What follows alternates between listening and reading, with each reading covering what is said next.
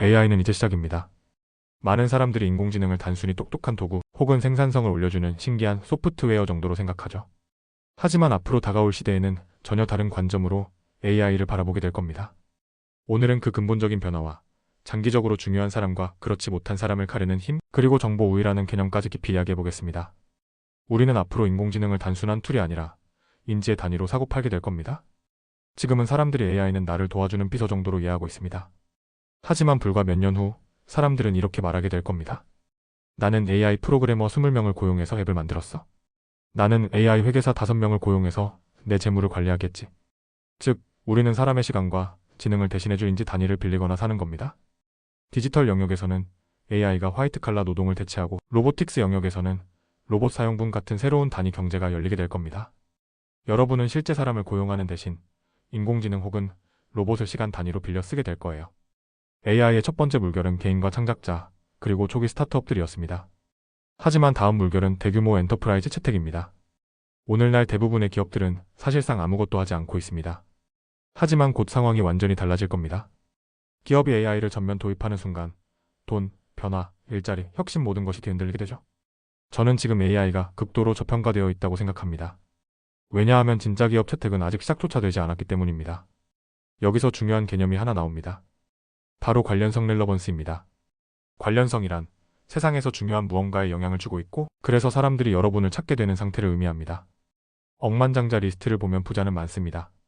하지만 지금 이 순간에도 여전히 사람들이 찾아가는 사람은 드뭅니다. 왜냐하면 단순히 돈이 아니라 영향력과 흥미, 임팩트가 있어야 사람들이 관심을 가지기 때문이죠. 그렇다면 아주 오랫동안 관련성을 유지하는 사람들에게는 어떤 특징이 있을까요? 예를 들어 봅시다.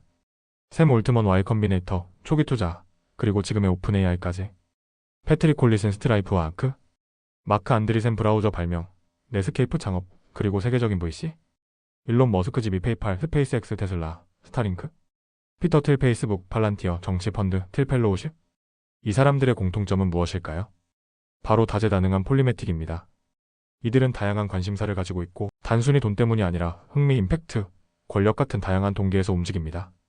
또 하나 중요한 특징은 거의 모두가 초기에 일정한 성공을 경험했다는 점입니다. 초기의 성공은 복리 컴파운딩의 힘을 만들어냅니다.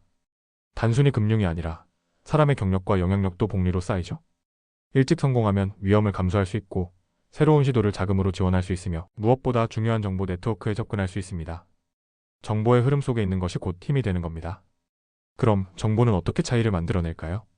정보에는 두 가지 유형이 있습니다. 숨겨진 정보. 공개되어 있지만 사람들이 가치를 알아보지 못하는 정보. 예를 들어 GPT-3가 처음 공개되었을 때 누구나 논문과 데모를 볼 수 있었습니다. 하지만 극소수만이 그것이 인류 문명의 전환점이라는 사실을 깨달았습니다. 정보 우위란 이런 겁니다. 같은 정보를 보고도 다르게 해석한다. 다른 사람은 보지 못한 것을 발견한다. 내가 접근할 수 있지만 남들은 접근하지 못하는 정보가 있다. 이건 마치 알고리즘 트레이딩과 비슷합니다. 주식시장의 모든 정보는 공개되어 있지만 실제로 그걸 활용할 수 있는 사람은 극소수입니다. 또는 통찰과 직관이 있는 사람들. 리처드 파인만을 떠올려 보세요. 그는 다른 사람들과 달리 논리적 단계를 따라가지 않고 직관적인 도약을 했습니다. 그래서 그의 결론은 옳았지만 다른 학자들은 이해하지 못했습니다.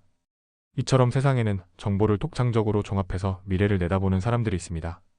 그들의 결론은 대체로 옳지만 다른 사람들은 그 과정을 이해하지 못하는 거죠. 결국 인공지능의 시대는 단순히 더 똑똑한 컴퓨터를 쓰는 시대가 아닙니다. 우리는 인지 단위를 사고팔고 AI와 로봇이 노동을 대체하며 기업이 본격적으로 AI를 도입하는 거대한 변화를 마주하게 됩니다. 그리고 이 시대를 주도하는 사람들은 단순히 돈이 많은 사람이 아닙니다. 다양한 분야에서 흥미롭고 중요한 일을 하고 초기의 성공을 통해 기반을 쌓고 정보 흐름 속에서 통찰을 얻는 사람들입니다. 앞으로 여러분은 어떤 선택을 하시겠습니까? 단순한 도구 사용자가 될까요? 아니면 정보와 통찰로 미래를 창조하는 플레이어가 될까요?